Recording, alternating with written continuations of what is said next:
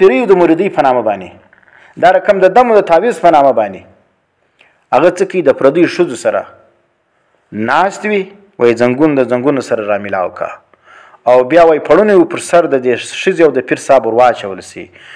پیر او ښځه په یو پړوني کې سره پټ سي بیا دی دلته پیری باسي نو تر تا خو غټ پیری بل نسته ته خپله پیری نو دی راولاړېږي وایي په دا وخت کې دغه پیر صاحب څه کوي د دې نجلۍ یا د دې ښځې په ګوتو باندې غاښونه لګوي په پړوني کې ورسره پټ دي زنګون د زنګون سره میلاو دی او خلک دومره بې حیا دي دومره عقل کار نه کوي نو دغه ښځه و د پیر صاحب لورولي دا زموږ په دې پښتونخوا کې په جنوبي پښتونخوا کې دا رقم پیران سته د دین په نامه باندې دا رقم غله او د خلکو د عزتو لوټاونکي دا موجوده دي دلې زموږ په دې پښین کې هم دا موجوده دي په کندهار کې هم موجوده دي په کوټه کې هم موجوده دي دا څه کوي د پیریو مریدیو د دم د تعویض په نامه باندې ښځې پر لین ورته ناستې دي د زنګون د زنګون سره میلاوي پړونی پر سر سره اچي سره پټیږي او بیا په ګوتو غاښونه ورجګي او بیا په ګوتو کې کلمان ورنیسي او دا رقم چې کوم دی هغه بیا ډنډه راواخلي دا نجلۍ یا دا ښځه هغه وهي هغې په دا بدن بې ښکاره کېږي نه کدغ کېږي نه چې ته وهې په دا رقم حال باندې نو بدن دا شان یې ګرد د پیر صاحب ته چې کوم دی هغه لڅ وي او پیر صاحب چې کوم دی هغه پیری وایي باسي نو زما ورونو دوستانو دا د دین په نامه باندې دا فتنې دي دا نه پیری لري نه شی لري دا هسې د خپل شهوت پرستي هغه پوره کوي دا د تصوف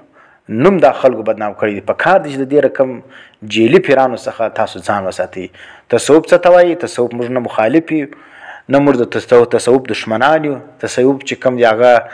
تزکیه نفس ته وایي چې انسان د خپل تزکیه وکړي خپله محاسبه وکړي خپل اعمالو ته وګوري چې په ما کې کمې بد عملۍ موجوده دي دا ته تصوف ویل کېږي چې انسان د خپل زړه اصلاح وکړي د خپلو اعمالو اصلاح وکړي په ما کې کومې ناجایز ته کومې حرام پکې راسه کېږي دا ته تصوف وایي خالي ذکر اذکار کول او نور نه د ژیرې خیال ساتل ته خو مرید یې ژیره دې هم خریلی ته مرید یې ته د پردیو ښځو سره ګایږي ته مرید یې او که ته پیر یې بلکې مریدان څه کوي پیران صاحبان چې کوم دي هغه یې له د ښځو سره دا رقم زنګنونه میلاوي او پړونان کې ورسره پټېږي او ډنډې ورته کش کړي دي او ویي کمره بنده کوي کړی نجلۍ ورسره ناست وي دا ګرد اعمال د دوی سره کېږي نو ځکه دوی وایي چې زموږ پیر صاحب چې کوم دی هغه دا اعمال کوي نو دوی هم کوي ځکه مریدان چې کوم دی هغه هم بیا هغوی تصوف دا ته وایي چې په خالي ذکر کول به ذکر کوه نور که د ښځې سره د پردیو ښځو سره یاري و دوستي کوي او که دا رقم که حرام کوي دا رقم که قتل و غارت کوي دا رقم که خلکو ته دوکې ورکوي دا ګرد چې کوم دی هغه بیا دی جایز بولي ما ورونو دوستانو تصوف د دې شي نوم دی تصوف خالي د ذکر د اذکار نوم نه دی تصوف د پردیو ښځو سره د ملاقاتو د پیرانانو د ایستلو نوم نه دی تصوف چې کوم دی هغه دا نه دی چې ته راولاړ سې مرید هم یې او ژیره هم خورې تصوف دا ته نه وایي چې ته راولاړ سې مرید هم یې د پردیو ښځو سره ملاقاتونه هم کوې تصوف دا ته نه وایي چې ته پیر صاحب یې پر ځای باندې ناست یې خلک تا ته سجدې کوي تصوف دا ته نه وایي چې ته پیر صاحب سولې او ښځې تاله راځي په لس مخ در سره ناست دي او بعضې خو غېږ ورباندې راګرځوي په غېږ کې هم نیولي او بعضې چې کوم دی هغه څه کوي هغه ګوتې په غاښوي ورسره نو دا تصوف نه دی دا او تصوف دا هم نه دی چې له غړځینې الکان ودروه نعتونه په وایه او ته دلته خوند ورباندې اخه بیا کمیسان وکاږي او بیا سره وغورځېږي دا هم تصوف نه دی دا تصوف مارتول دا تزکیه نفس ده چې پیر صاحب له ورغلې کې درته وویلې چې وروره ګناه مه کوه وینې حرام مه کوه لمونځ په ټیم باندې کوه او دا رقم چې کوم پلانې ذکر دونه واره کوه او دا رقم چې کوم دی هغه د بدنظري څخه ځان وساته پردیو ښځو ته مه ګوره له غړزونو ته مه ګوره دا تصوف دی دا اوس موږ چې کوم تصوف زده کړي هغه دا تصوف دی خلک دا تصوف وایي نه موږ چې کوم دی د مولانا حکیم اختر رحمت الله علیه سره بیعت کړی ولو هغه تصوف دا و چې ذکر اذکار مسنون اعمال معمولات صبح شام کشنه کتاب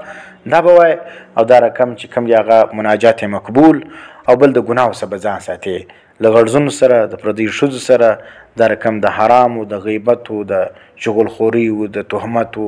د دې ګردو شان څخه به ځان ساتي به دا تصوف دی او فرض لمونځ دا به پر ټیم باندې کوي په جماعت باندې به کوي نو دغه شی چې کوم دی هغه موږ ته تصوف کې دا راشي مسلمان ته به تکلیف نه رسوي المسلم من سلم المسلمون من لسانه ویدي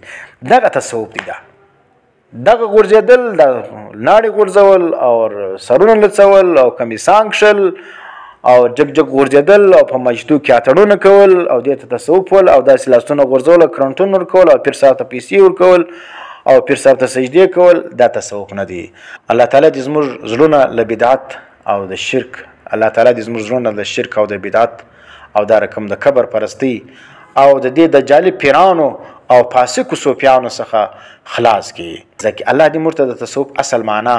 او مفهوم په دماغ کې راواچي او الله دې موږ ته تقوا،